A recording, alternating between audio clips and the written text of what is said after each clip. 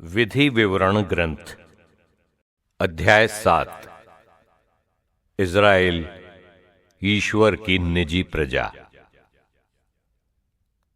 जब प्रभु तुम्हारे ईश्वर ने तुमको उस देश में पहुंचा दिया होगा जिसे तुम अपने अधिकार में लेने के लिए प्रवेश करने वाले हो, और जब उसने तुम्हारे सामने से अनेक राष्ट्रों को, हित्तियों, गिरगाशियों, अमोरियों, कनानियों, परिज्जियों, हिव्वियों और यबूसियों को भगा दिया होगा, 7 राष्ट्रों को जो तुमसे महान और शक्तिशाली हैं।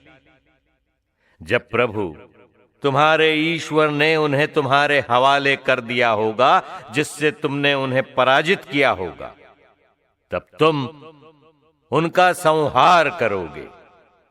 तुम न तो उनके साथ समझौता करोगे और न उन पर दया करोगे।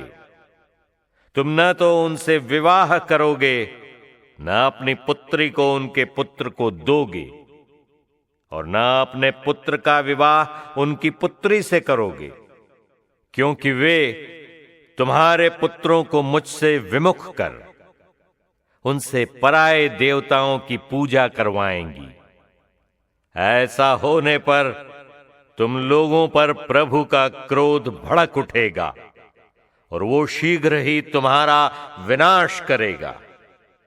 तुम उन राष्ट्रों के साथ ये व्यवहार करोगे, उनकी वेदियों को गिरा दोगे, उनके पवित्र स्मारकों को तोड़ डालोगे, उनके पूजा के स्तंभों को काट दोगे और उनकी देव मूर्तियों को आग में जला दोगे। तुम लोग अपने प्रभु ईश्वर की पवित्र प्रजा हो।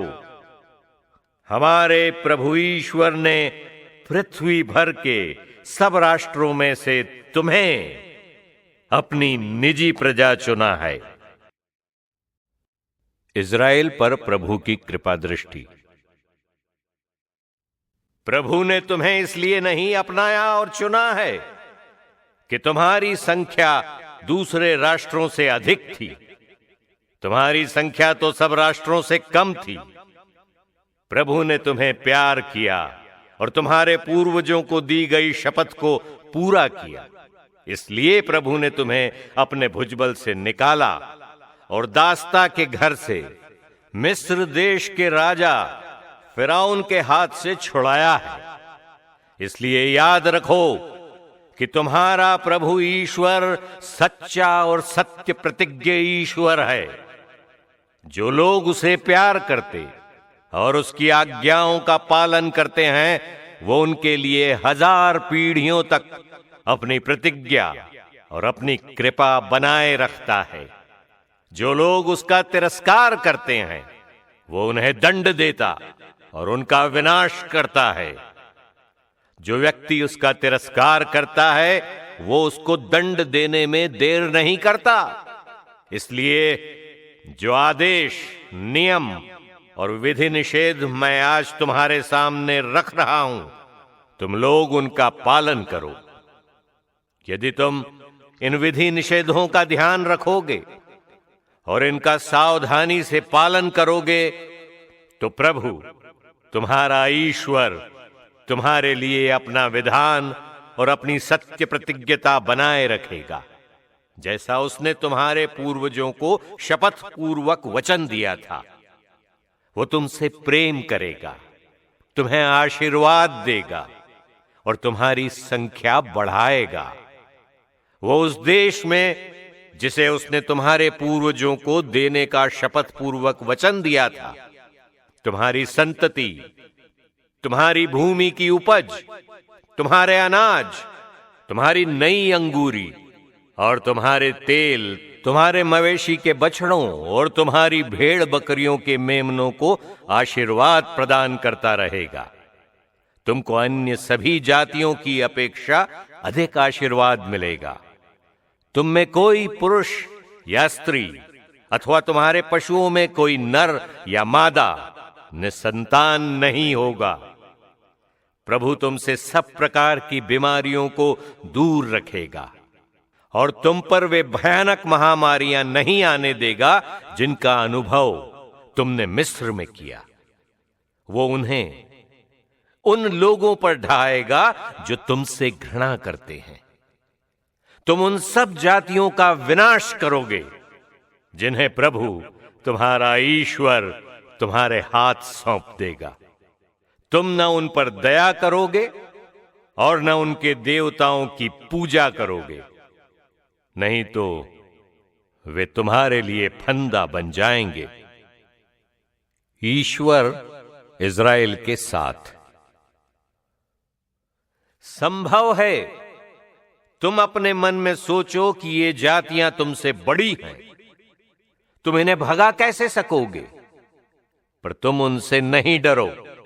याद रखो कि प्रभु तुम्हारे ईश्वर ने फिरौन और सारे मिस्र देश के साथ क्या क्या नहीं किया था।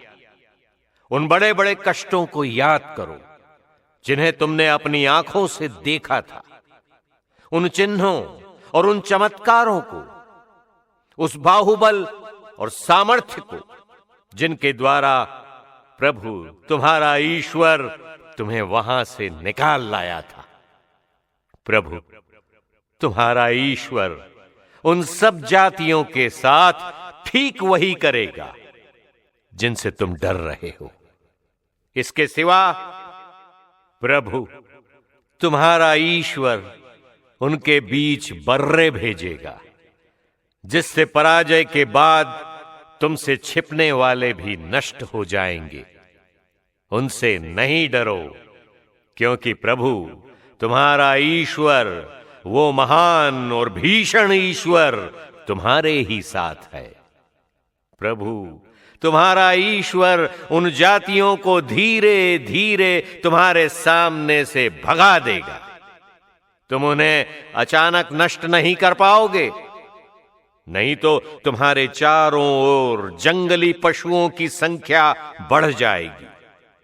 किंतु प्रभु तुम्हारा ईश्वर उन्हें तुम्हारे हाथ दे देगा, और जब तक उनका सर्वनाश नहीं हो जाएगा उन्हें भयभीत करता रहेगा। वो उनके राजाओं को भी तुम्हारे हवाले कर देगा, जिससे तुम पृथ्वी पर से उनका नाम तक मिटा दोगे। जब तक तुम उनका विनाश न कर चुकोगे, तब तक तुम्हारे सामने कोई भी नहीं टिक सकेगा। तुम उनकी देव मूर्तियों को आग में जला दोगे।